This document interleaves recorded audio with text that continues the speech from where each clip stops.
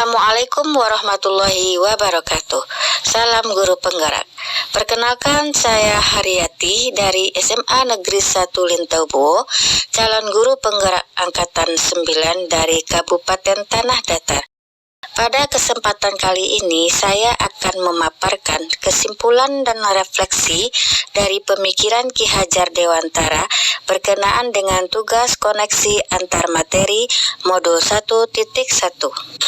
Baiklah, saya akan merefleksi diri melalui 3 pertanyaan berikut. Yang pertama, 1. Apa yang saya percaya tentang murid dan pembelajaran di kelas sebelum saya mempelajari modul 1.1?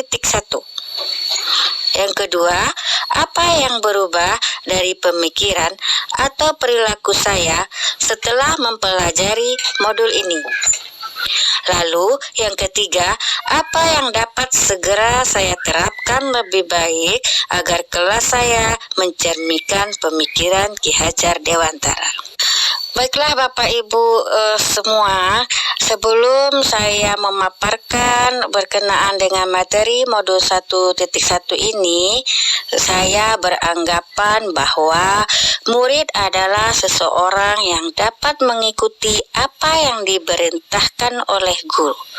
Ternyata setelah saya mempelajari modul 1.1, saya menyadari bahwa setiap anak memiliki kodrat alam, sehingga setiap anak itu unik dan memiliki karakteristik yang berbeda.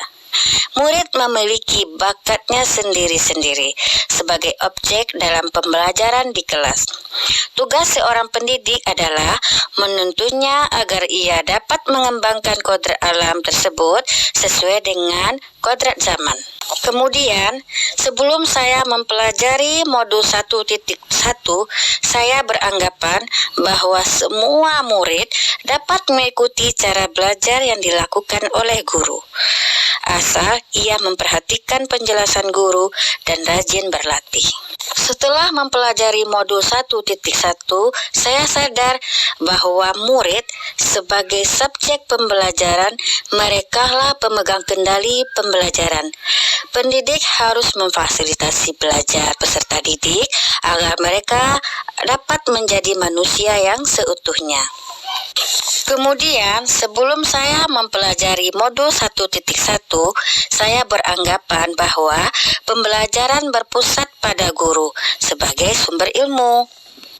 Ternyata, pembelajaran seharusnya berpusat pada murid. Murid adalah sebagai subjek. Merekalah yang aktif dalam membangun pengetahuannya sendiri. Mereka berhak menentukan sumber belajar mereka. Jadi, apa yang kita berikan kepada murid berasal dari kebutuhan murid itu sendiri. Cara mengajarkannya sesuai dengan kondisi anak dan pendekatan yang dipakai berdasarkan dunia anak. Karena sejatinya kita sebagai pendidik seharusnya menghamba kepada anak. Kemudian, dulu saya beranggapan bahwa tugas guru di kelas adalah mentransfer ilmu yang dimiliki kepada murid. Namun setelah saya mempelajari modul 1.1, saya sadar bahwa tugas gurulah yang sebenarnya membuat murid memahami pentingnya materi yang dipelajari, menumbuhkan budi pekerti murid, membantu murid mengidentifikasi manfaatnya bagi diri mereka sendiri untuk kemudian diterapkan dalam kehidupan mereka sehari-hari kepada orang banyak. Hal ini mensyaratkan adanya proses pemaknaan materi yang bukan sekedar menguasainya saja, akan tetapi juga menyadari manfaat untuk dirinya sendiri. Dan dulu saya berpikir bahwa dalam pembelajaran di kelas terfokus pada penyelesaian kurikulum. Ternyata setelah mempelajari modul 1.1, saya sadar bahwa dalam pembelajaran yang penting bukan penyelesaian kurikulum dan ketuntasan belajar, namun bagaimana siswa dapat mengembangkan minatnya sesuai dengan kodrat alam dan kodrat zaman. Dalam pembelajaran, kita dapat menciptakan pembelajaran yang menuntun anak menjadi manusia yang berbudaya. Selanjutnya, sebelum saya mempelajari modul 1.1, saya beranggapan bahwa dalam penilaian lebih berfokus kepada penilaian pengetahuan saja.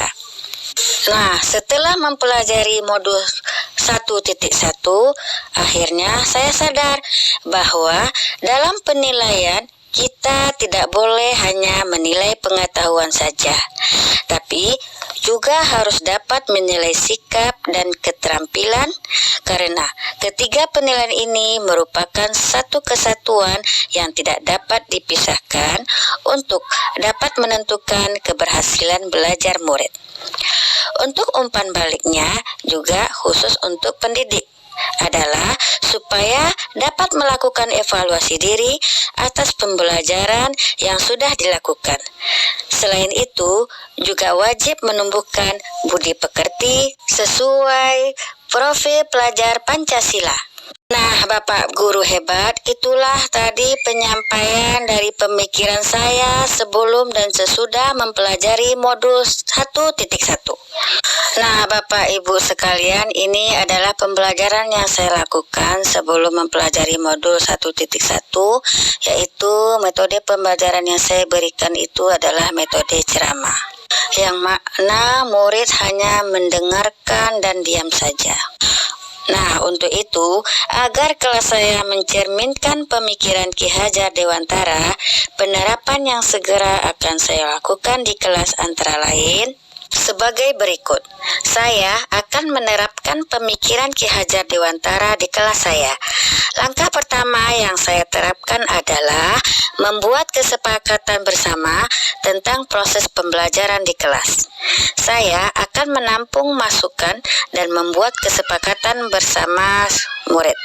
Yang kedua, saya akan mendesain kelas menjadi lingkungan kaya teks dan lingkungan yang menyenangkan sesuai dengan dunia anak. Misalnya dengan mendesain tempat duduk siswa yang tadinya ada yang duduk di belakang, sekarang didesain bagaimana seluruh siswa itu duduk di depan, contohnya membuat letter U sehingga tidak ada siswa yang duduk di belakang. Kemudian membuat pojok literasi. Jadi sehingga desain kelas ini membuat siswa menjadi nyaman, aman dalam proses pembelajaran. Selanjutnya, saya akan menjadikan murid sebagai subjek pembelajaran yang bisa mengeksplor apa yang mereka mau tentang ilmu yang akan dipelajari tanpa adanya paksaan dan dengan cara yang mereka sukai. Nah, yang tidak kalah pentingnya, saya harus melakukan pengembangan diri agar menguasai strategi pembelajar yang sesuai dengan kodrat zaman peserta murid didik. Untuk itu, saya melatih 6 kecapakan abad ke-21 yang dikenal dengan istilah 6C, yakni karakter, citizenship, critical thinking, creativity, collaboration, dan communication.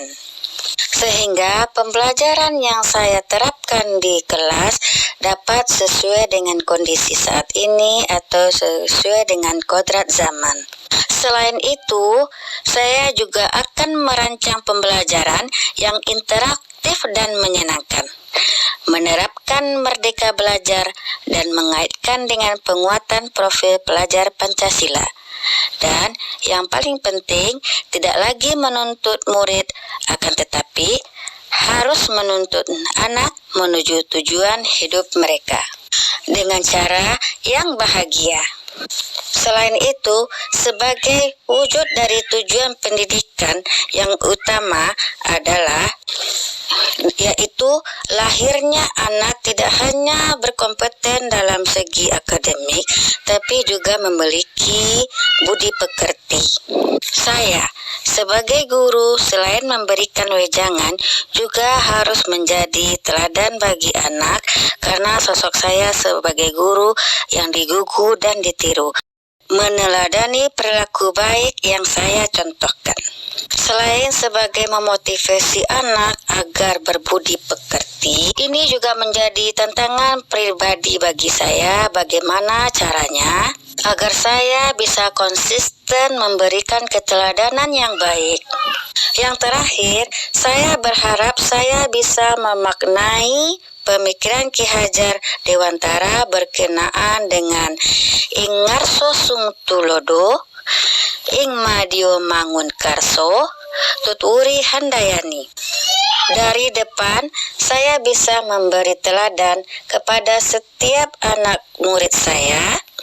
Di tengah, saya bisa memberikan motivasi kepada anak. Dan dari belakang, saya bisa memberikan dorongan moral serta memotivasi mereka untuk belajar dengan baik.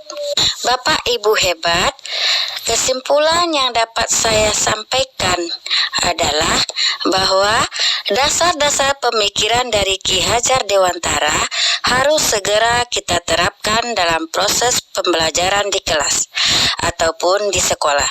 Di antaranya, pendidikan adalah menuntun anak sesuai dengan minat dan bakatnya. Pendidikan bukan hanya ilmu akademis saja, namun perlu penanaman budi pekerti yang baik. Kemudian, pendidikan sejatinya adalah menghamba pada anak.